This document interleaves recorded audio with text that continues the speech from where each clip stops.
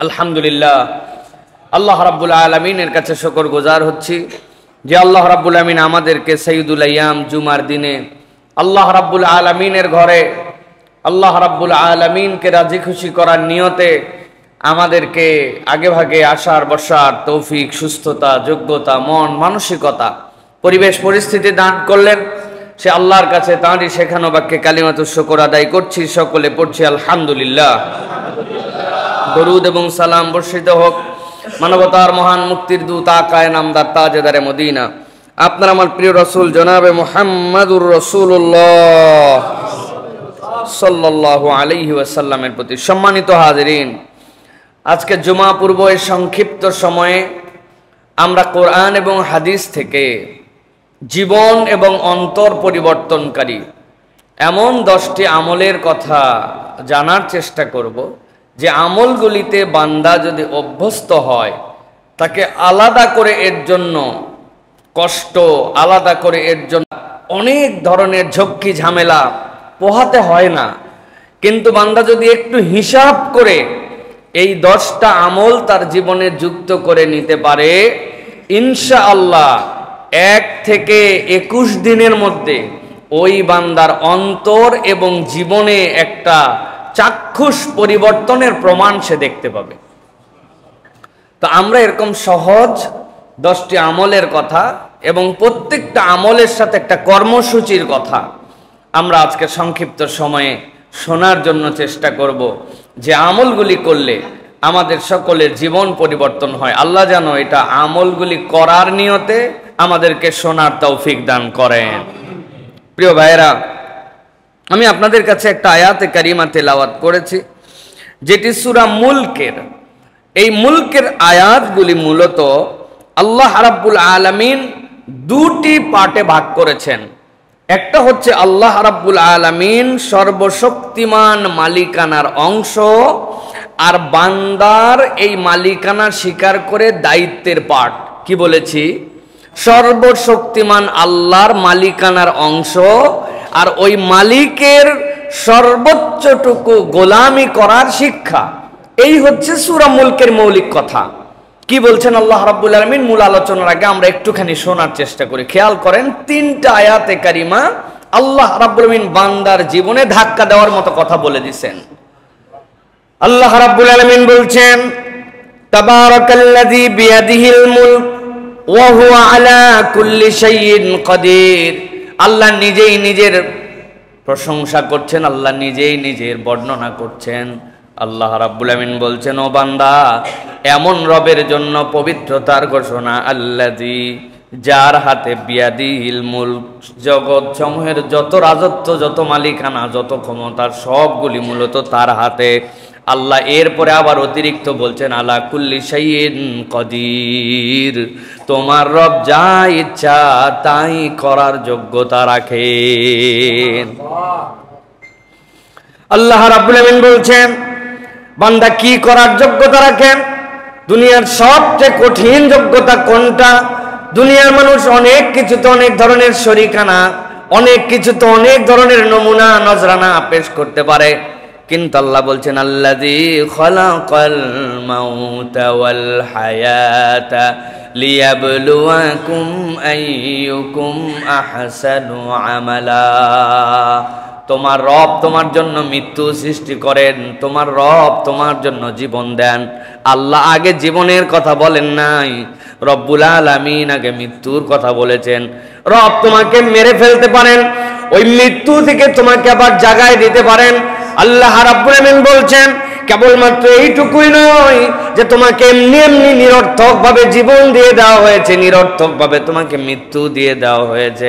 আল্লাহ বলছেন, লিয়াবলুয়াকুম আইয়ুকুম আহসানু আমালা, তোমার জীবনের একটা পরিধি আছে, আর ওই পরিধির একটা কাজ হচ্ছে, যিনি সর্বময় ক্ষমতার মালিক তিনি দেখতে চান নেক কাজের ক্ষেত্রে কে সর্বোচ্চ প্রচেষ্টা করেছিল। মানুষকে যদি বলা হতো তুমি তোমার ডিউটি ফুলফিল করে ফেলো, তোমার দায়িত্ব 100% আদায় করো, তোমার যদি 1% কনসেন্ট্রেশনে ব্রেক হয় তোমার নামাজ নেওয়া হবে না, যদি চোখের গুনাহ হয়ে যায় তোমার সিয়াম নেওয়া হবে না। তোমার যাকাত দেওয়ার ক্ষেত্রে মনের মধ্যে যদি অন্য কোনো ধরনের উসখুস করে তাহলে তোমার পুরা যাকাত বাতিল হয়ে যাবে। হজের সফরে মানাসিকুল হজ যেগুলি, এগুলির একটা যদি এলোমেলো করো তোমার হজকে বাতিল করে দেওয়া হবে। বুকে হাত দিয়ে বলেন তো, হজ বাদ দিলাম, যাকাত বাদ দিলাম, সিয়াম বাদ দিলাম, জীবনে বুকে হাত দিয়ে বলার মতো আমাদের 2 রাকাত সালাত আছে নাকি? যেই সালাতে 100তে 100 ভাগ যত সময় সালাত আদায় করেছি আল্লাহর জন্য নিবিষ্ট, আর আমার মন অন্য কোনো দিকে ছিল না। সম্ভব? আল্লাহ রাব্বুল আমিন বলছেন এই জন্য, আল্লাযী খালাকাল মাউতা ওয়াল হায়াতা লিয়াবলুয়াকুম আইয়ুকুম আহসানু আমালা। ও দুনিয়ার মানুষ, এমনি এমনি আমি তোমার জীবন দেই নাই, এমনি এমনি আমার তোমার মৃত্যুর কথা বলি নাই। তোমার এই জীবন আর মৃত্যুর মাঝে যেইটুকু সময় যিনি সর্বময় ক্ষমতার নিজের পরিচয় দিয়েছেন, তিনি তোমাকে দায়িত্ব দিচ্ছেন সর্বোচ্চভাবে আল্লাহর জন্য প্রচেষ্টাকারী উত্তম আমলকারী তুমি হতে পেরেছো কিনা। আমার নামাজে মন অন্যদিকে যেতেই পারে, কিন্তু আমি সালাত বাদ দিয়ে দেই নাই। আল্লাহর জন্য আমার অনেক কিছু ভুল হতে পারে, কিন্তু আমি তাই বলে হজকে ত্যাগ করে দেই নাই। আমার সিয়ামের সময় আমার ইচ্ছার বাহিরে আমার কানের গুনাহ হয়ে গেছে, চোখের গুনাহ, মনের গুনাহ, কিন্তু আমি সিয়ামকে ছেড়ে দেই নাই। আমি তারপরেও সেখান থেকে বেরিয়ে সর্বোচ্চ ডেডিকেশন আল্লাহর জন্য দেওয়ার চেষ্টা করছি। আল্লাহ বলছেন এই সর্বোচ্চ প্রচেষ্টাটা দেখার জন্যই আল্লাহ তোমার জীবন মৃত্যু দিয়েছেন। সুবহানাল্লাহ। আল্লাহ রাব্বুল আমিন এরপরে বলছেন ওয়া হুয়াল আজিজুল গফুর। দুইটা আয়াতে দুইটা জিনিস খেয়াল করেন। আল্লাহ নিজের পাওয়ারের বর্ণনা দিলেন, দেওয়ার পরে রব্বুল আমিন কি বলেছেন? ইন্নাল্লাহা আলা কুল্লি শাইইন কাদির ওয়া আলা কুল্লি শাইইন কাদির। কেবলমাত্র রাজত্ব আর ক্ষমতাই তার নয়, যা ইচ্ছা তাই করতে পারেন। আর আল্লাহ বলছেন তোমার জীবন মৃত্যু দেওয়া হলো তুমি উত্তম আমল করো কিনা এটা দেখার জন্য। আল্লাহ সেইখানে বলছেন ওয়া হুয়াল আজিজুল গফুর। ও বান্দা, তোর রব কেবল পরাক্রমশালী নয়, ক্ষমতাওয়ালাও নয়, তোর রব আবার ক্ষমাকারী। যেরকম পাওয়ার রাখেন তিনি ক্ষমতার ক্ষেত্রে, সেই রকম পাওয়ার রাখেন তিনি ক্ষমার ক্ষেত্রে। বান্দাকে আল্লাহ ক্ষমা করে দিলে ধরার কেউ নাই। আল্লাহ বলছেন বান্দা, এখন তোরে যে ইবাদত করার দায়িত্ব দিলাম, একটু চিন্তা করে দেখতো তোর রব আসলে কত দূর ক্ষমতাবান। আগেরটা ছিল প্রাইম কথা, এবার আল্লাহ এলাবোরেট করতেছেন আল্লাযী খালাকা সাবআ সামাওয়াতিন তিবাকা মা তারা ফি খালকির রাহমানি মিন তাফাউত ফারজি'ল বাসারা হাল তারা মিন ফুতুর।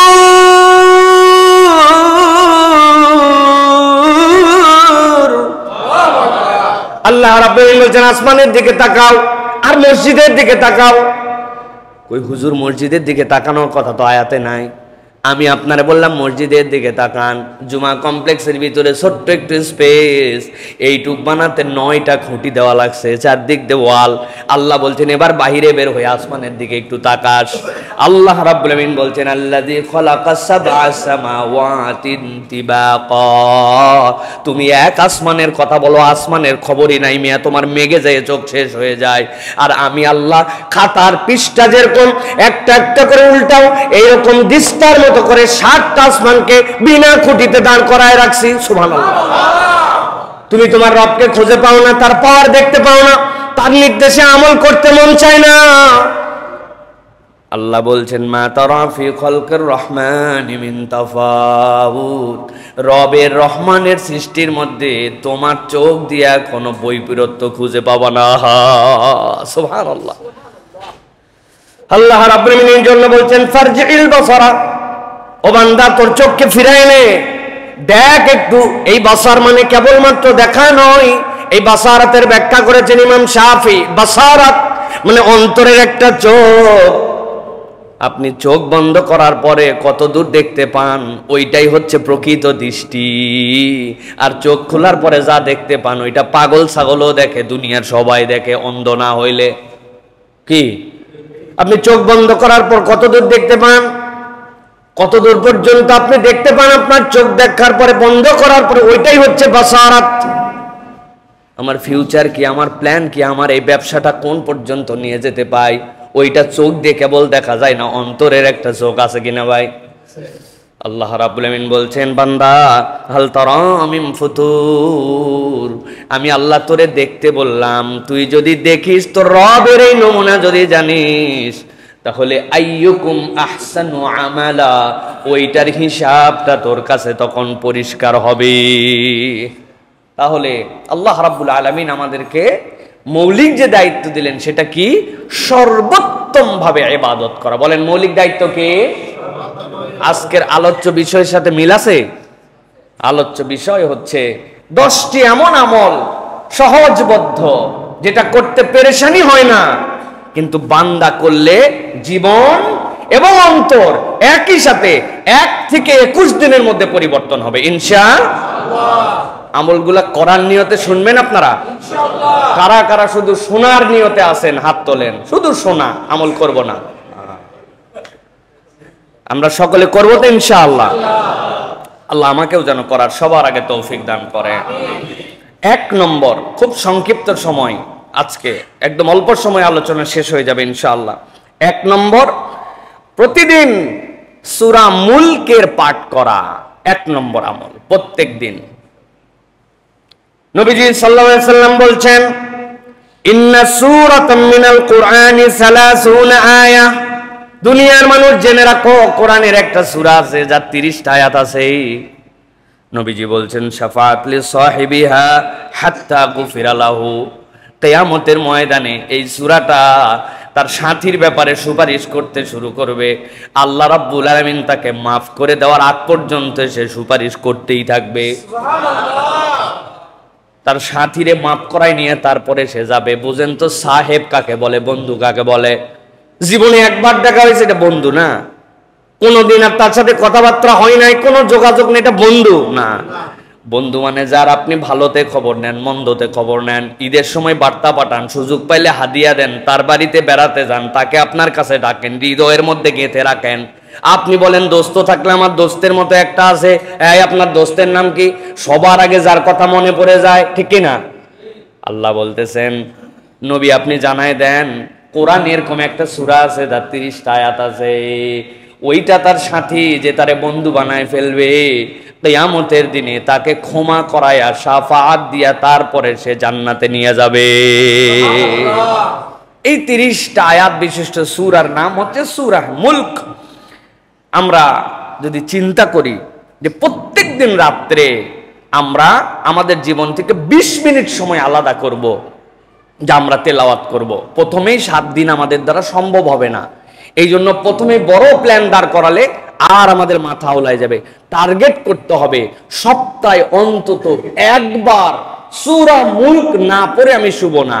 এই বান্দা যখন মজা পাবে তখন সপ্তাহে 2 দিন হবে, কখনো সপ্তাহে 3 দিন হবে, কিন্তু কোনোভাবেই যেন প্রত্যেক মাসে 10 বারের নিচে না নামে। তো প্রথম থেকে যদি আমরা এই কর্মসূচি নেই যে ইনশাল্লাহ আজকে শুক্রবার, আগামী জুমার আগে একবার হলেও কোনো একদিন রাত্রে ইনশাআল্লাহ আমরা সূরা মুলকে 30টা আয়াত পড়ব। সর্বোচ্চ সময় লাগবে যে একদম ভাঙ্গা ভাঙ্গা করে পড়ে তারও 10 মিনিট। এই 10 মিনিটের মধ্যে আমরা এই আমলটা জারি করে ওকে আমার বন্ধু বানাই নিলাম। আল্লাহ তোমার হাবিবের ঘোষণা অনুযায়ী সে যেন সুপারিশ করে তোমার দেওয়া পাওয়ার নিয়ে আমাকে জান্নাতে নিয়ে যায়। পারবো ইনশাআল্লাহ।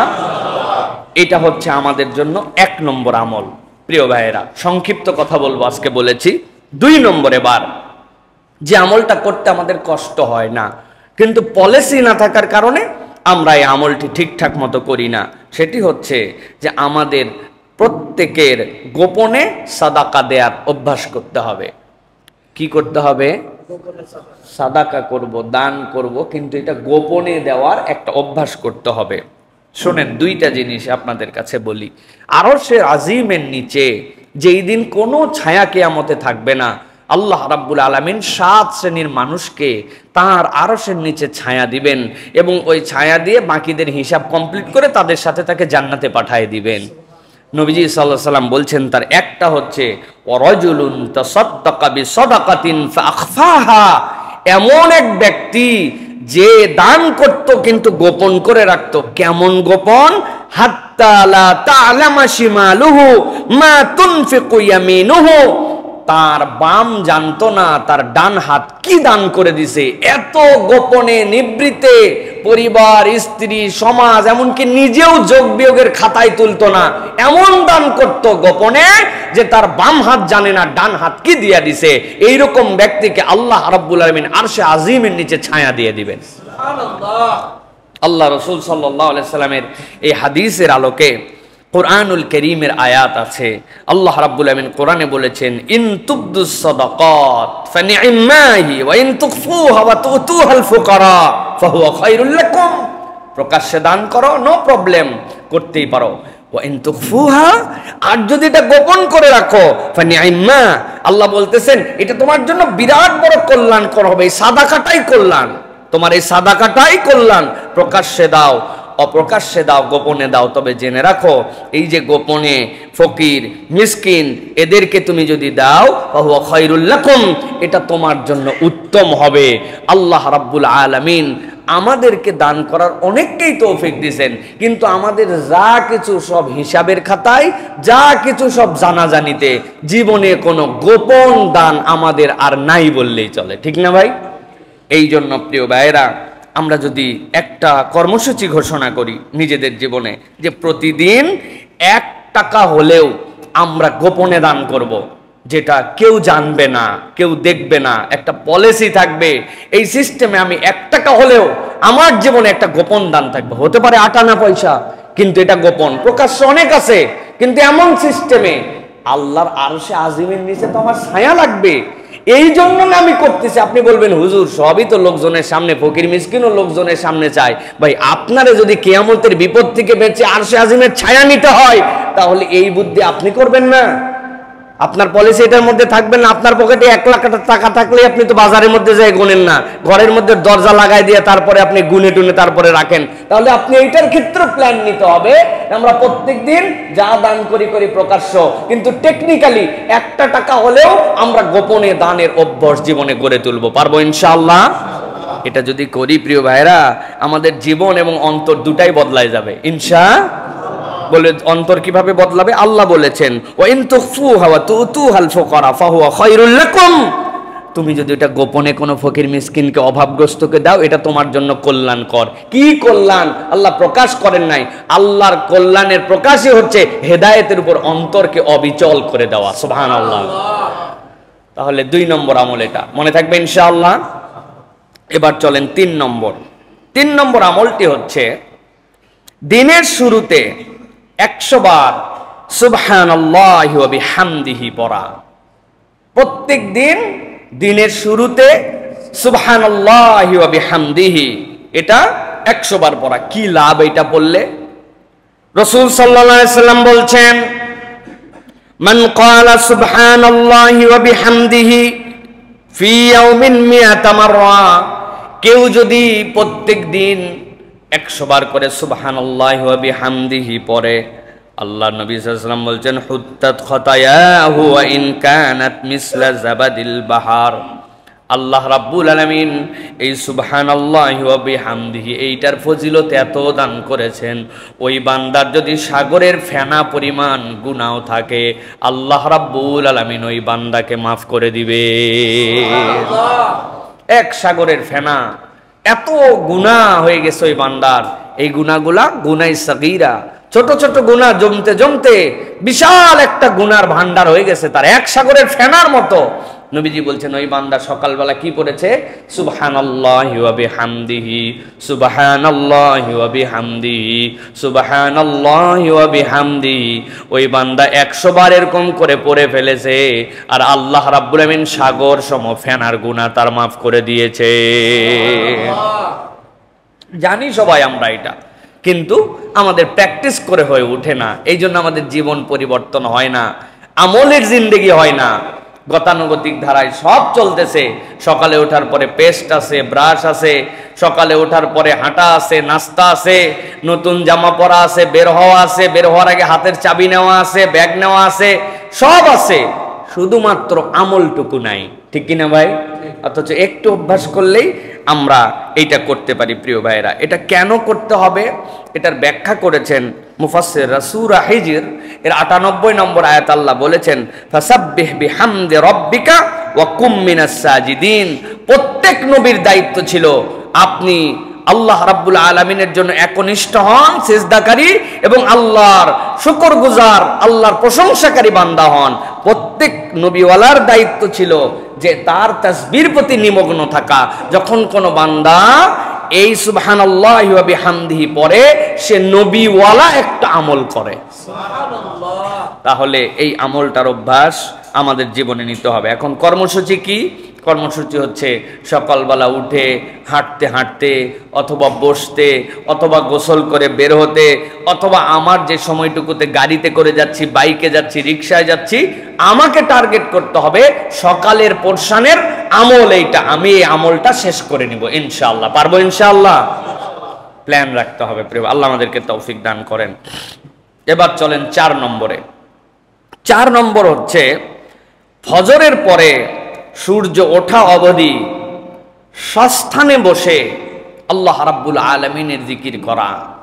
যতগুলো আমল এখন পর্যন্ত বলেছি, এইটা হুজুর থেকে শুরু করে আমাদের সকলের জন্য এটা কঠিন। আমাদের যদিও আমরা যদি হিসাব করি তাহলে আমরা দেখব আমাদের এইখানে ফজরের জামাত কয়টায়? আজকে কয়টায় ফজরের জামাত? ৫টায়। আমরা পড়ছি ৪:৫৫-তে দারুস সালাম।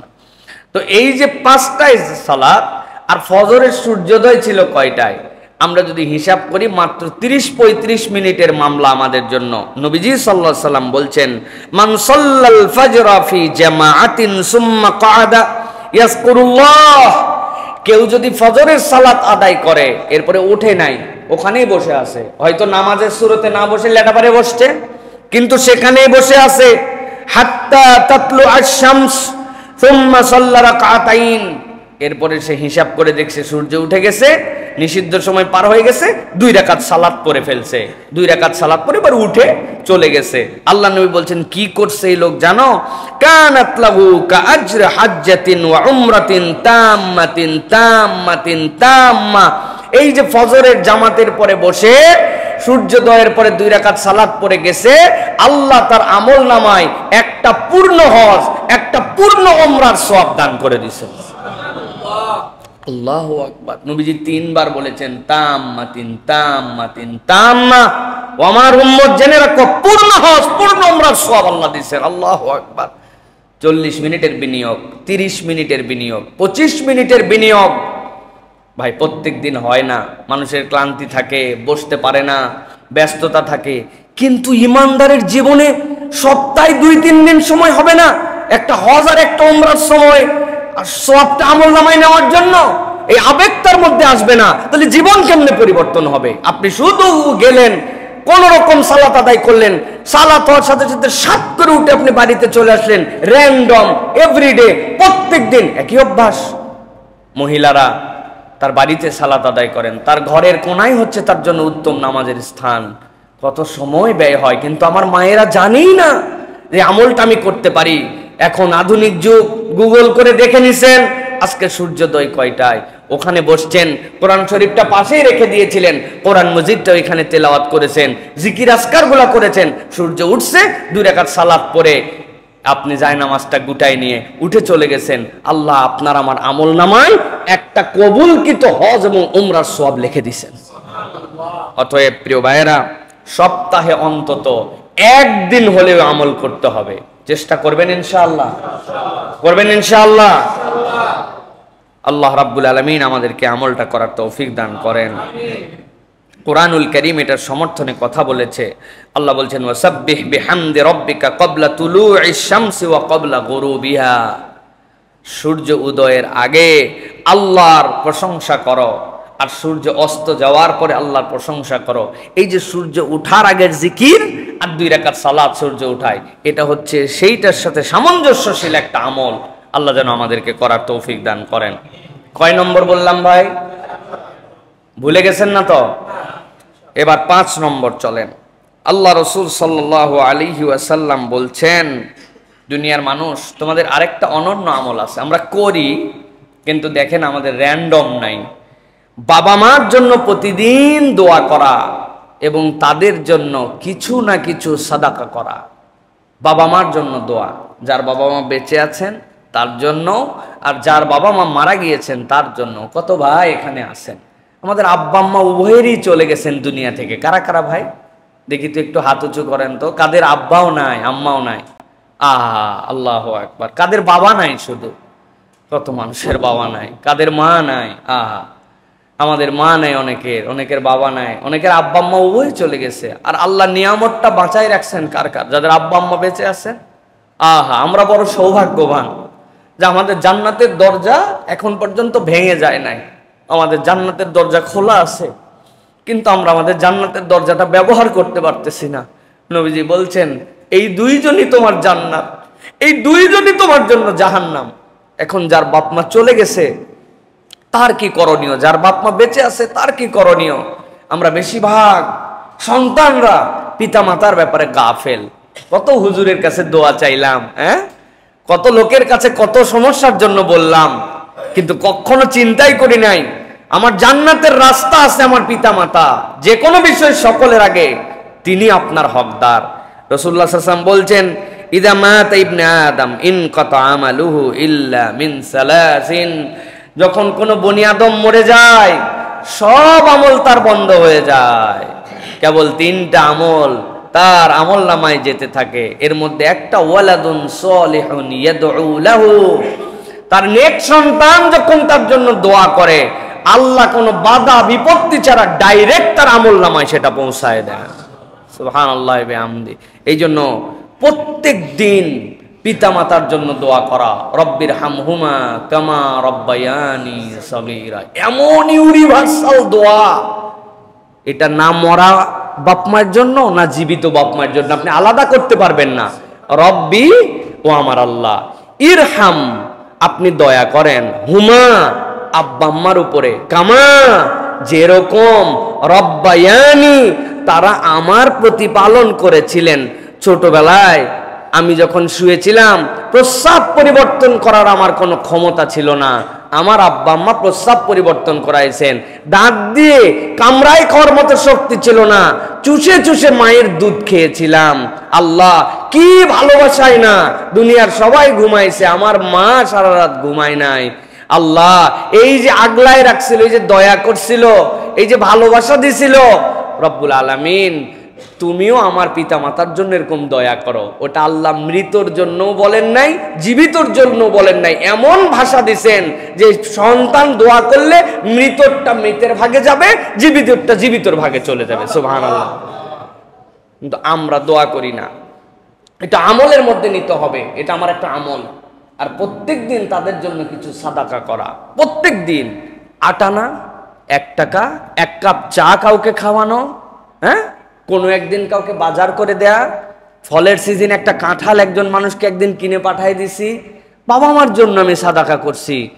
আমার বাবা মা আমার কাছে থাকলে 1 চাকা ইলিশ মাছ খাইতেন, সবচেয়ে ভালো পিসটা আমি দেওয়ার চেষ্টা করতাম। ইলিশের সিজনে সমর্থ পাইছি, টপ করে একজন মানুষকে একটা ইলিশ বাবা মার পক্ষ থেকে কিনে খাওয়াই দিছি। 1 কেজি আপেল দিয়ে দিছি। রমজান মাসে আমার বাপ মা বেঁচে থাকলে ইফতার করতেন, 10টা 30টা ইফতারি বাবার নামে, 30টা ইফতারি মায়ের নামে হাদিয়া করে দিছি। সন্তান শুধু খুঁজবে কেমনে বাপ মায়ের জন্য কিছু একটু করা যায়, সেটা জীবিত এবং মৃত। বান্দা যদি র্যান্ডম পিতামাতার জন্য দোয়া করে আর র্যান্ডম যদি একটু হলেও সাদাকার নিয়ত করে, আল্লাহ ওই বান্দার জীবন এবং অন্তর ঘুরায় দিবেন। এটা আল্লাহ রাব্বুল আলামিন নিজে বান্দার জন্য অফার করেছেন। প্রিয় ভাইরা, অতএব আমরা অধিকাংশ বাপ মায়ের জন্য দোয়া করি না। কর্মসূচি হবে আজকের থেকে যে যেহেতু অনেক দিনের কাফফারা বাকি আছে, স্পেশালি এই সপ্তাহে অথবা প্রত্যেক দিন শুধু আল্লাহর হাম, রাসূল সাল্লাল্লাহু আলাইহি ওয়াসাল্লামের প্রতি দরুদ এবং সালাম পড়ার পরে 5 মিনিট শুধুই বাপ মার জন্য দোয়া করব। পারবো ইনশাআল্লাহ? 5 মিনিট পারবেন ইনশাআল্লাহ? 5 মিনিট আরবি জানা লাগবে না, আল্লাহ বাংলা বোঝে, ভাষার কোনো ধর্ম নাই, ধর্মীয় ভাষা আছে। অথবা আল্লাহর কাছে আপনি বাংলায় বলেন, মনে করে করে বলেন, আল্লাহ যখন আমার 1 বছর বয়স ছিল, আমার যদি গু চেঞ্জ না করতো আমার মা, সেই শীত, যেই শীতের মধ্যে প্রস্রাব করে দিয়েছিলাম, সবাই শুয়ে গেছিল, আমার মা যদি সারা রাত ওই প্রস্রাবে শোয়ায় রাখতো, আল্লাহ আমার বুকের মধ্যে কফ জমে শেষ হয়ে যেতাম। মা কেমনে জানি জেগে গেছিল। এই ঋণ কোনোদিন সহ্য করতে পারবো না। এক রাতকে কখনো আমি পৃথিবীর সব দিয়ে বদলায় দিতে পারবো না। আল্লাহ ওই আব্বা আম্মার জন্য তুমি দয়া করো আল্লাহ। আল্লাহ এতদিন ভুল করছে আল্লাহ, করতে পারি নাই, আল্লাহ আগের ভুলগুলো মাফ করো, এখন থেকে আমার বাপ মার জন্য দোয়া করব।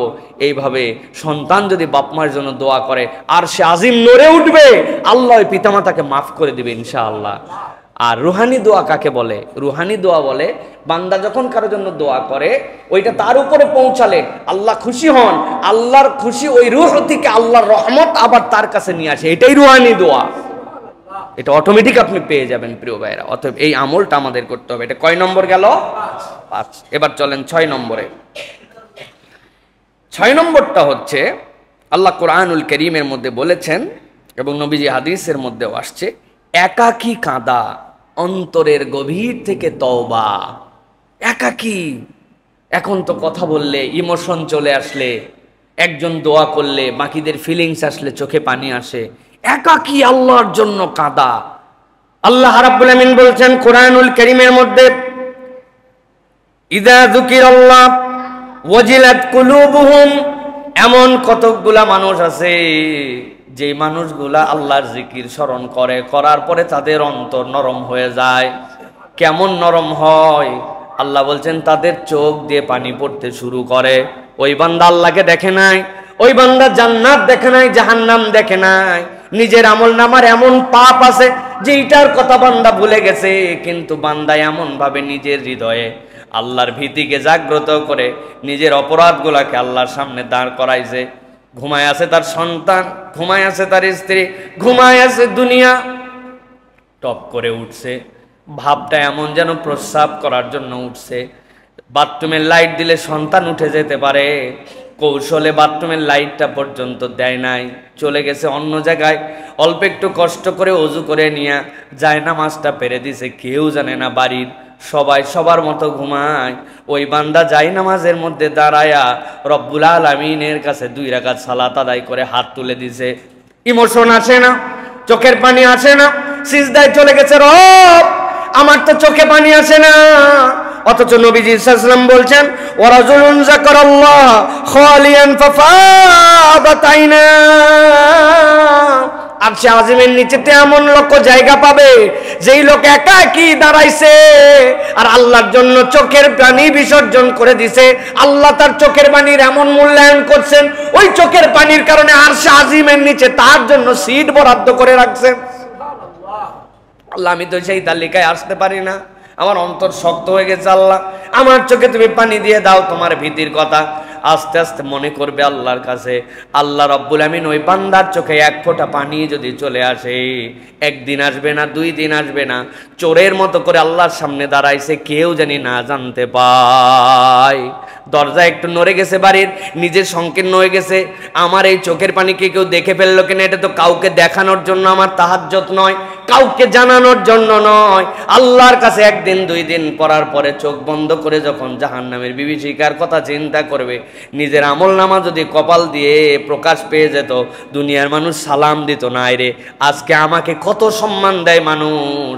আমার বাথরুমের গুনাহ, গোপন গুনাহ, চোখের গুনাহ, মোবাইলের গুনাহ যদি জানাজানি হয়ে যেত, আমার আব্বা পর্যন্ত আমাকে দিকে তাকাতো না লজ্জায়, অথবা বাপের আমলনামায় এমনটা আছে সন্তানকে মুখ দেখাতে পারতো না। আল্লাহ সব তুমি গোপন রাখছো, আল্লাহ তোমার কাছে কিচ্ছু গোপন নাই, তুমি গোপন গুনাহগুলা দয়ামান রব আমাকে গোপনে মাফ করে দাও।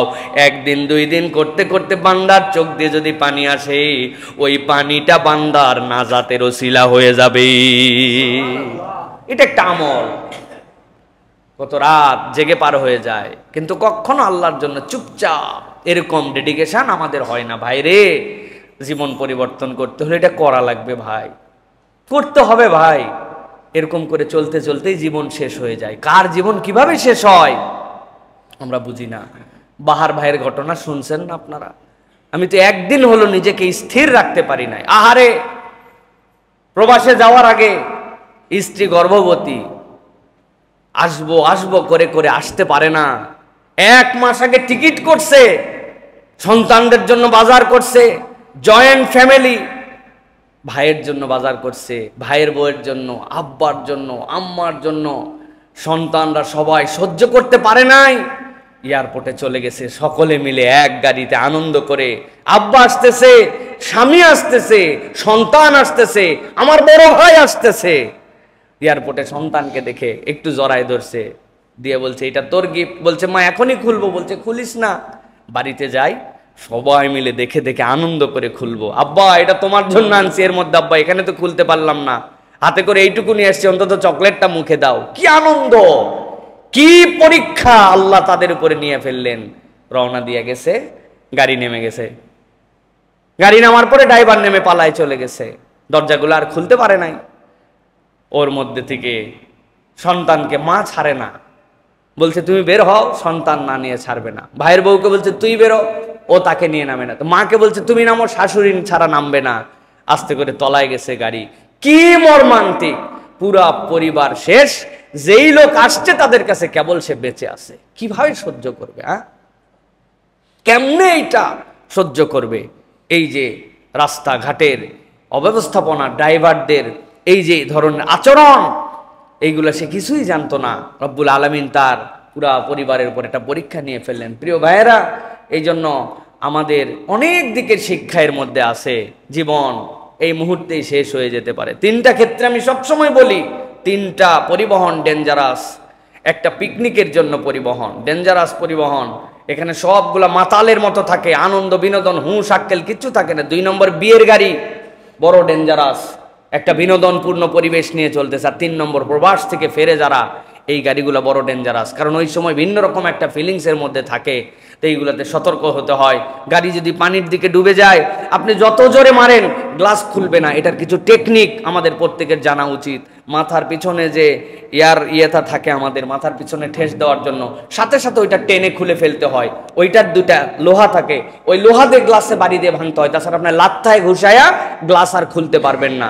এইগুলো আমাদের জানা দরকার। সর্বোচ্চ কথা, এই যে জীবনটুকু চলে গেল, কি দীক্ষা দিয়ে গেল ভাই?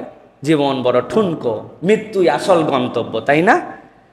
হাজার আফসোস করেন আপনি, বাহার ভাইয়ের হৃদয়কে আপনি ভরাতে পারবেন না। পারবে কেউ? কিয়ামত হয়ে গেলেও পারবে না। তার যা হারাইছে তা হারাই গেছে।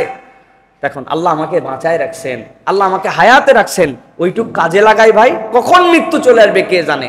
ওই যে আমার নতুন মুয়াজ্জিন, এই অঞ্চলে তাতে সুন্দর কেউ আজান দিতে পারেন, আলহামদুলিল্লাহ। তার আগে আমার বেলাল ভাই ছিল। কি দোষ, কি অপরাধ বেলালের? কিচ্ছু না, বাজার করে রিক্সায় করে ফিরতেছে। তার রিক্সায়, তার টাকায় সে উঠছে, পিছন থেকে ট্রাক দিয়ে মারিয়ে দিয়ে একটা সুস্থ লোকরে শেষ করে দিছে, পঙ্গু বানায় দিছে, তার ক্যারিয়ারটা শেষ হয়ে গেছে।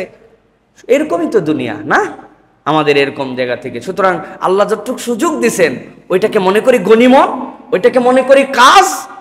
এক আফসারের দিক তাকায় আপনি যদি দুঃখ ব্যথা অনুভব করে নিজের জীবনের মূল্যায়ন না করতে পারেন, তাহলে শুধুমাত্র হাহু চাষ করে আমাদের কি লাভ? আল্লাহ তাকে ধৈর্য ধরার তৌফিক দান করেন।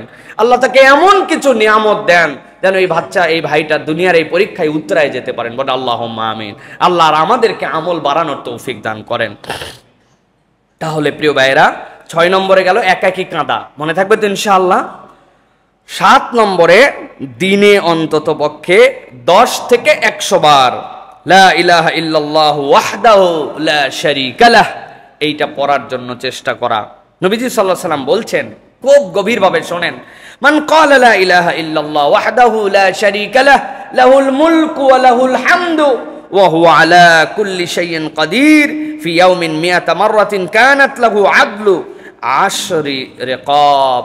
কেউ যদি প্রত্যেক দিন 100 বার পড়তে পারে, কি পড়তে পারে? পড়েন তো আমার সাথে, লা ইলাহা ইল্লাল্লাহু ওয়াহদাহু লা শারীকা লাহ লাহুল মুলকু ওয়া লাহুল হামদু ওয়া হুয়া আলা কুল্লি শাইইন কাদির।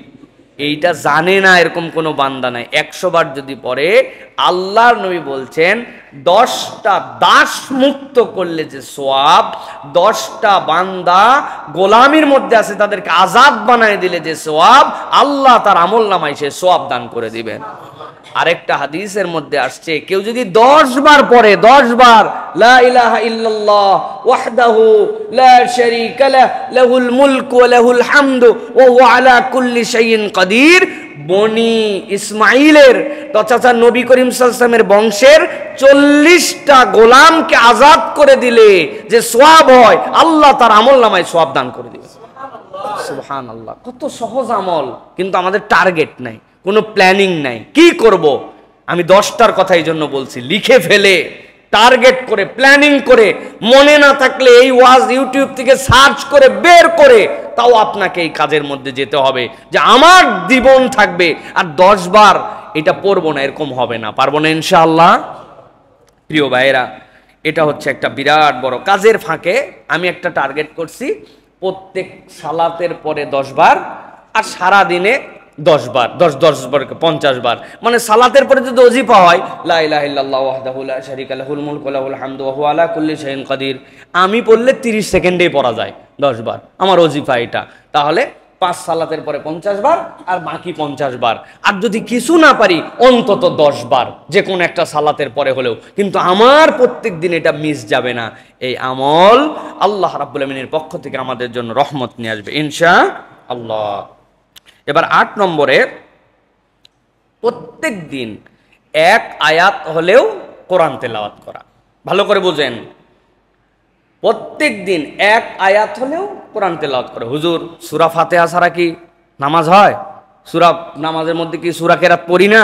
না, সালাতের মধ্যে যা পড়েন তেলাওয়াত করা ফরজ, তাহলে ওইটা আপনার সালাত বাস্তবায়ন করার জন্য পড়েন না, কিন্তু এই তেলাওয়াতটা হবে তেলাওয়াতের নিয়তে 1 আয়াত হলেও পড়া। আল্লাহ রাব্বুল আলামিন কোরআনুল কারীমের মধ্যে বলেছেন, সূরা বনী ইসরাঈলের 9 নম্বর আয়াতের মধ্যে কেন কোরআন পড়তে হবে, ইন্না হাযাল কুরআনা ইয়াহদি লিল্লাতী হিয়া আকওয়াম। মানুষ যদি হেদায়েতের উপর অটল অবিচল থাকতে চায়, এই কোরআনের কোনো বিকল্প নাই। নবীজি সাল্লাল্লাহু আলাইহি ওয়াসাল্লাম বলছেন, ইকরাউল কোরআন ফাইন্নাহু ইয়াতি ইয়াউমাল কিয়ামাতি শাফিআন লিআসহাবিহি। ও বান্দা, কোরআন পড়ো, কোরআন পড়ো। হয়তো কোরআনের অর্থ জানো না, যা পড়ো 100% বুঝো না, তুমি বুঝলে তো অনেক ভালো, কিন্তু না বুঝলেও কোরআন পড়ে লাভ আছে, কোরআন পড়লে কোনো লস নাই। আল্লাহ নবী বলছেন যে কোরআন পড়ে, কোরআন তেলাওয়াত করে, ওই কোরআনুল কারীম কিয়ামতের দিনে এই পড়ার বিনিময়ে তার জন্য সুপারিশকারী হিসেবে দাঁড়ায় যাবে। একটা আয়াত হলেও। কর্মসূচি কি? কর্মসূচি হচ্ছে মোবাইলে প্রত্যেকের কোরআনের অ্যাপস নামাতে হবে। প্রত্যেকের ফোনে, যারা অ্যান্ড্রয়েড ফোন ইউজ করেন প্রত্যেকের ফোনে, যেহেতু আমরা ফোনবাজ, এখন ফোন ইউজার না ফোনবাজ, কি বলছি, ফোনবাজ আমরা, এই জন্য প্রত্যেকের ফোনে, কার কার মোবাইলে এখনো কোরআনের অনুবাদ এবং কোরআনের মাসহাফ নাই, হাত উঁচু করেন। কার কার নাই কোরআনে? সবার চেক করবো কিন্তু নামাজের পরে একবারে দাঁড় করায়, পিছায় বয়ে গেছে সবাই একবার।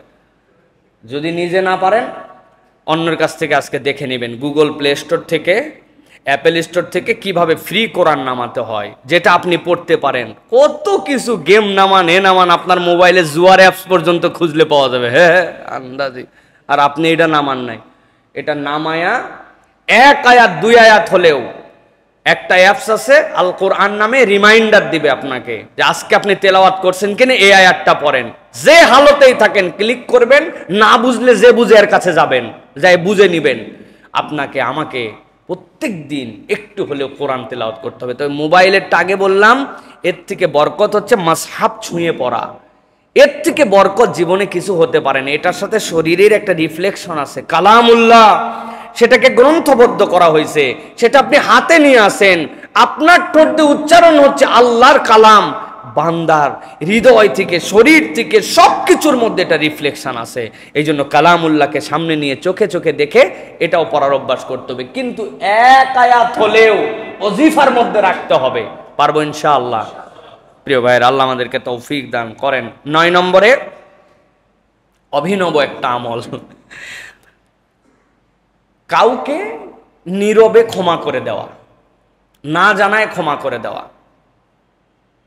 প্রিয় ভাইয়েরা, আল্লাহ কোরআনুল কারীমের মধ্যে বলেছেন, সূরা নূরের মধ্যে এসেছে, সূরা শুরার মধ্যে এসেছে, আল্লাহ বলছেন ওয়ালিয়াফু ওয়ালিয়াসফাহু আলা তুহিব্বুনা আন ইয়াগফিরাল্লাহু লাকুম, তোমরা তাদেরকে ক্ষমা করে দাও, মাফ করে দাও, ওভারলুক করো, ছেড়ে দাও।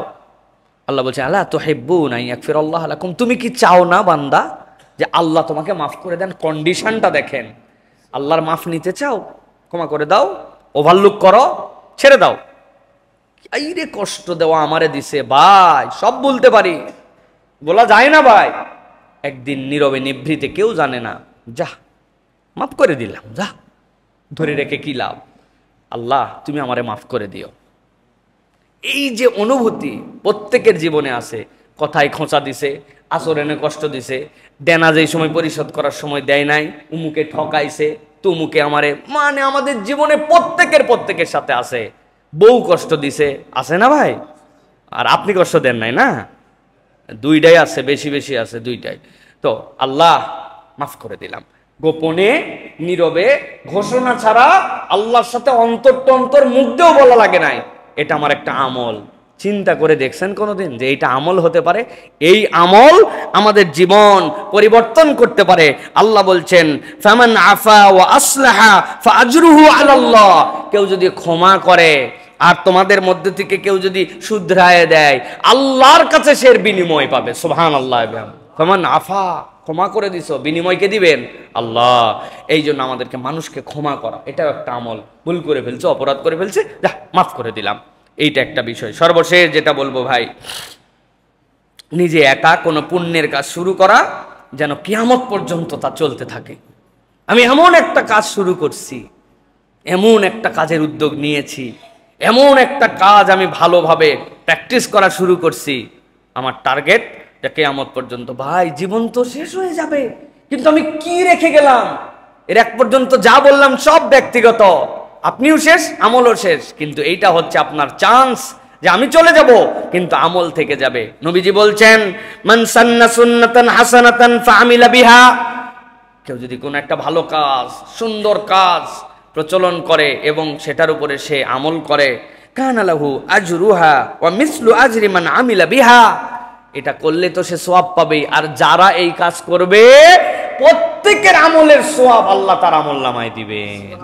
আদ-দাল্লু আলাল খাইরি কাফাইলিহি, নবীজি সাল্লাল্লাহু আলাইহি ওয়াসাল্লাম বলছেন লা ইয়ানকুসু মিন উজুরিহিম শাইয়া, কিন্তু তুমি মনে করো না উমুকে এই কাজ করছে, অনুসরণ করে আমি করতেছি, তাইলে মনে হয় আমার আমল কমে যাচ্ছে, না, আল্লাহ তাকেও দিবেন, তাকেও দিবেন। এই জন্য ভালো কোনো কাজ, কিছুই না, একটা গ্রুপ বানাইছে, ফর এক্সাম্পল 10 বন্ধুর অনুমতি নিছে যে বন্ধু আমি একটা ইসলামিক কন্টেন্টের গ্রুপ বানাইছি, ছোট্ট কোনো আমল পাইলেই এই গ্রুপে শেয়ার করব। দোস্তরা সবাই সম্মতি দিয়েছে, হ্যাঁ কর, ঠিক আছে, আর যদি কারো ডিস্টার্ব হয় তো লিভ নিয়ে নিও, এইভাবে ডিসক্লেমার দিয়ে একটা গ্রুপ বানাইছে। ছোট্ট একটু কিছু পাইলে পোস্ট করে, ওইটা দেখে দেখে আরেকজন পাইছে যে কিনা আমার তো একটা গ্রুপ আছে রে, ওই গ্রুপে একটা ভালো কাজের ফজরে ওঠার একটা গ্রুপ বানাইছে। দোস্ত কত কিছু হয়, তুই থাকিস সাভার, তুই থাকিস নোয়াখালী, আমি থাকি বগুড়া, তুমি থাকো নওগাঁ, ঠিক আছে, আমাদের একটা ফজর ওঠার একটা গ্রুপ আছে। হ্যাঁ, আমরা ফজরে উঠলে এখানে রিমাইন্ডার দিব, না হলে আমরা কিন্তু একজন একজনকে 3 জন হতে পারে। আপনি গ্রুপ বানাইছেন একটা, এটা নেটের, আমরা নেটিজেন মানুষ, এই জন্য নেটের আইডিয়াগুলা বলতেছি।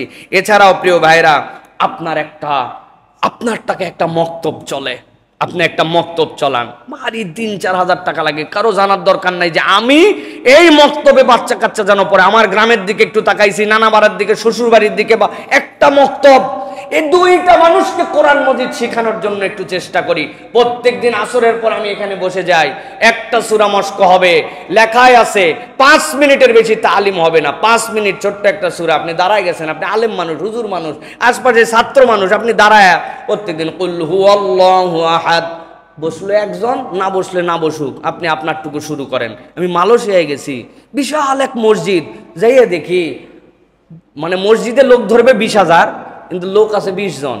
বক্তা যিনি, উনি কোনো সার নাই, উনার ডিউটি ওইটুকু, মাগরিবের পর 15 মিনিট কথা বলা, কেউ না শুনলে নিজে শুনবো, তাও এইটা চলমান। আমি দেখে অবাক হয়ে গেলাম, ফায়দা আল্লাহ রাব্বুল আমিন দিয়ে দেন সেই জায়গাতে, কারণ সে তো আল্লাহর সন্তুষ্টির জন্য এটা চালু করছে, যে 15 মিনিট আমি প্রত্যেকদিন একটা আমলের কথা আলোচনা করব। আমি একটা মাদ্রাসার সাথে, দুটা এতিমের সাথে, দুটা বাচ্চার পড়ালেখার, মানে কোনো একটা ভালো কাজ আমি শুরু করছি, ওইটা যেন চলমান থাকে। এইটা আমাদের প্রত্যেকের জীবন থেকে চেষ্টা করতে হবে প্রিয় ভাইরা। আল্লাহ যেন আমাদেরকে তৌফিক দান করেন। তাহলে আবার রিমাইন্ডার করি, 10টা কোন কোন বিষয় বললাম। 1 নম্বর বলেছি প্রতিদিন সূরা মুলক তেলাওয়াত করা। যারা পারবেন লিখে দিবেন, যারা পারবেন লিখে রাখবেন প্রিয় ভাইরা। 2 নম্বর গোপনে সাদাকা দেয়া। 3 নম্বর দিনের শুরুতে 100 বার সুবহানাল্লাহি বিহামদিহি পড়া। 4 নম্বর বলেছি আপনাদের জন্য প্রিয় ভাইরা, ফজরের পর সূর্যোদয় অবধি বসে 2 রাকাত সালাত আদায় করে হজ উমরার পূর্ণ সওয়াব নেওয়া। 5 নম্বর বাবা মার জন্য প্রত্যেকদিন দোয়া, কিছু না কিছু সাদাকা করার চেষ্টা করা। 6 নম্বর একাকী আল্লাহর জন্য ক্রন্দন করা। 7 নম্বরে দিনে 10 থেকে 100 বার লা ইলাহা ইল্লাল্লাহ ওয়াহদাহু লা শারীকা লাহ এটা পড়া। 8 নম্বর প্রতিদিন কোরআন মাজিদের ন্যূনতম 1 আয়াত হলেও তিলাওয়াত করা। 9 নম্বর কাউকে নীরবে ক্ষমা করে দেওয়া। আর 10 নম্বর নিজে একা কোনো পুণ্যের কাজ শুরু করা, যেন কিয়ামত পর্যন্ত তা চলমান থাকে। আল্লাহ যেন আমাদেরকে আমলগুলা করার তৌফিক দান করেন।